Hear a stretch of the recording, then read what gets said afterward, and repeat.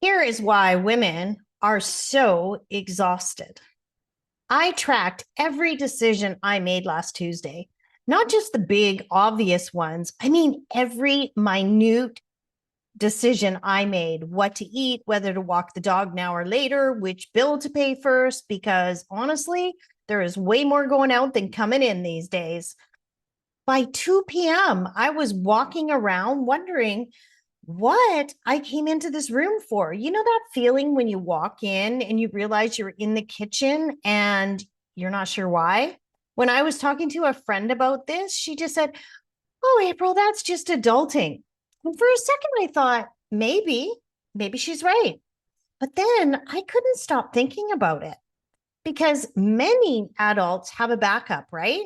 A partner who finds the car keys, a second opinion, somebody who says, "I got this," when you're running on empty. Solo women, we don't have that.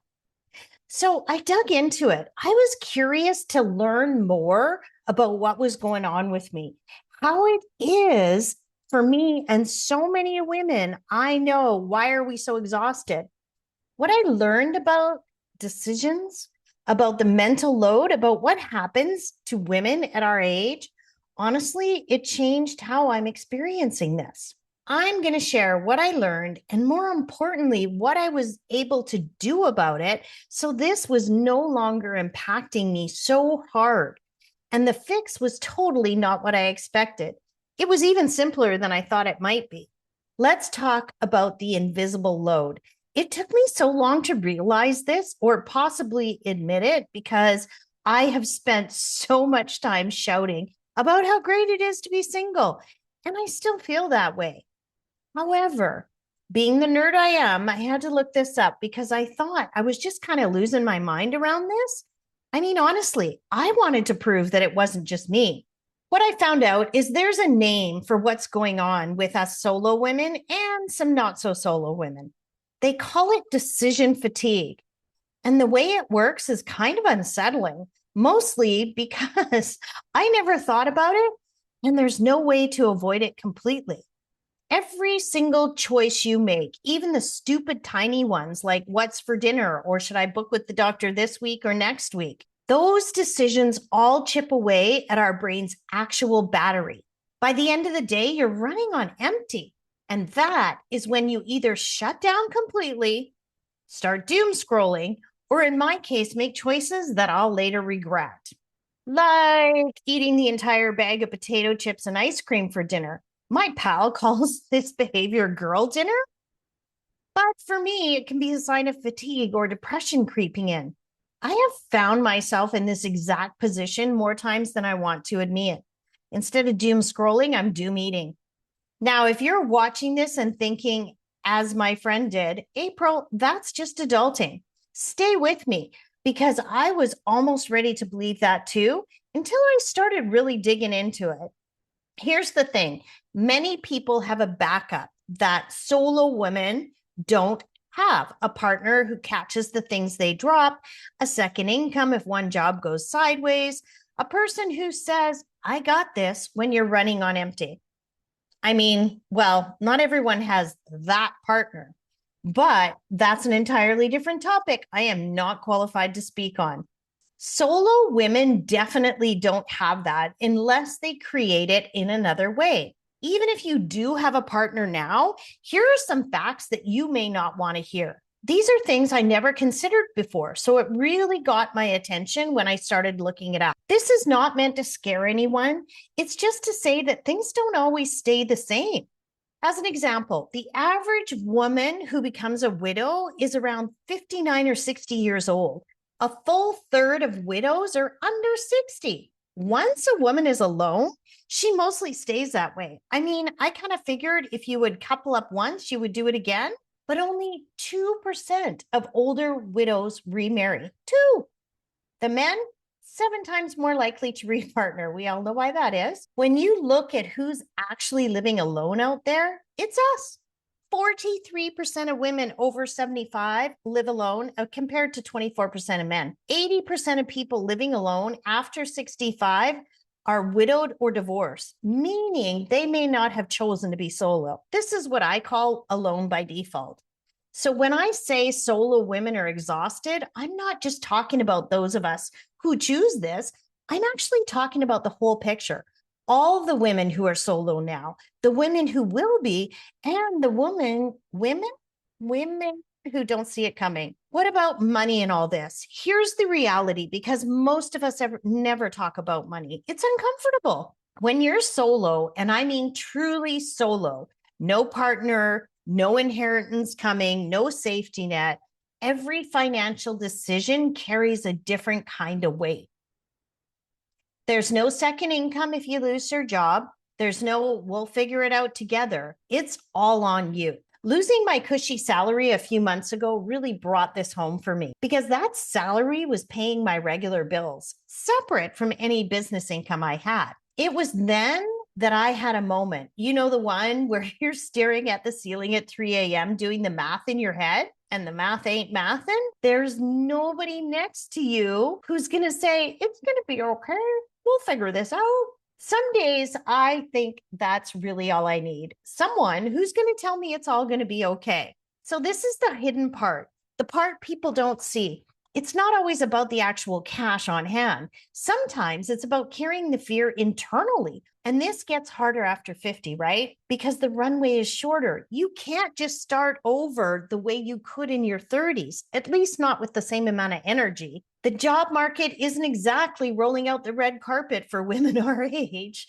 And if you've been out of the traditional workforce, maybe you raised your kids, or maybe you ran a household, did what you were told, whatever the case is, re-entering the workforce at 55, it's brutal. I have talked to so many women who are terrified they're going to end up one bad decision away from disaster. And the truly scary bit is they're not being dramatic. They're being realistic. These two factors alone, daily life overload and money worries, are enough to exhaust anyone. So there's one more piece to all this, and it's the loneliness. That's the piece that catches many of us off guard. I'm someone who genuinely likes being alone. I'm good at it. I've had a lot of practice. So when I say being solo even gets to me sometimes, it's not the being alone part, it's the not having a sounding board. And I do realize that having a partner does not guarantee that one has that. Trust me, I know I've had those partners, but it must help to share on some level, right? If you have a partner, let me know what your take on this is. Because the weirdest thing for me in all of this is not the big moments. I have zero issue traveling solo, making big choices for myself. It's the small things. It's when you're sick. I mean, like, you know, not hospital sick. You've got the flu and you feel miserable. And then you realize there's nobody who's going to run to the store and get you ginger ale. No one's going to notice if you don't emerge from your bed for 2 days. Or in my case, no one to rub my head and commiserate with me. I may be revealing a bit too much here, but that's the truth for me. It's when it's something good that I really feel it. I feel so annoyed when I land on a new strategy for my business or get good news or finish something hard. That's when I notice I look around and there's nobody to tell. Texting it to a friend isn't the same as someone being invested in your dreams and goals with you. Someone who has watched you work hard at something and is excited and proud of you. So me being me, I prefer to talk about things once I have solved them. It's not about a partner. It's about personalized systems and what I call my anchor people. Paying attention had me notice one key thing right off the bat. I had actually distanced myself, not on purpose, but because, well, we're all busy and I moved to Mexico. To remedy this, I started being really intentional about rebuilding those supports and systems that I had let fall away in the last 6 months after I moved. I even started working on new relationships in Mexico, friends from scratch, so to speak. This is the real work, the changes I had to make to create a shift. So the first thing I had to do was stop being so proud of doing it all. This was the hardest one, honestly, because being hyper independent, it was, and to a large degree still is, my identity. I don't need anyone is a badge I've proudly worn since I was 16 years old. And now at 60, I've had to start seeing it for what it is, a wall, keeping others out while no longer keeping me safe. Second, I rebuilt my anchor people on purpose. This didn't happen naturally. I had to be weird about it. I had to say, hey, I need some help or some support, or can you help me with this? The people who love us genuinely want to support us. You know already who's in your life and who's going to be up for this, but people don't want to pry. So you have to ask for that support. You have to be the one to be clear. You may need some help. Your people may already see this, but they don't want to trample on your independence. So have the conversation, be clear, be vulnerable. If you can't think of anyone close in your life, and I get this, for a lot of women our age, many don't have those friends. So you're going to have to go out and find another solo and ask her what her backup plan is. And I'll bet you can probably be each other's. Uncomfortable and awkward as that may be, the alternative is worst. And the third thing I did was I gave myself permission to do less. And I mean this literally, not in a, I'm going to practice self-care kind of thing. I mean, I looked at my life and I asked myself, what am I doing that I don't need to be doing? What standards am I holding myself that are just kind of made up or left over from years gone by? What I mean is, I looked at my life and I asked, what am I doing that I don't need to do? What standards am I holding myself to that are just made up or left over from years gone by?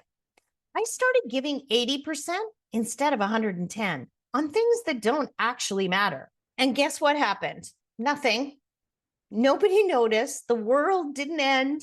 Nobody said anything except me. I ended up with more energy for the things and people that I actually love. The fourth thing I did was I stopped pretending the scary thoughts weren't there. The what if I end up old and alone and broke thoughts?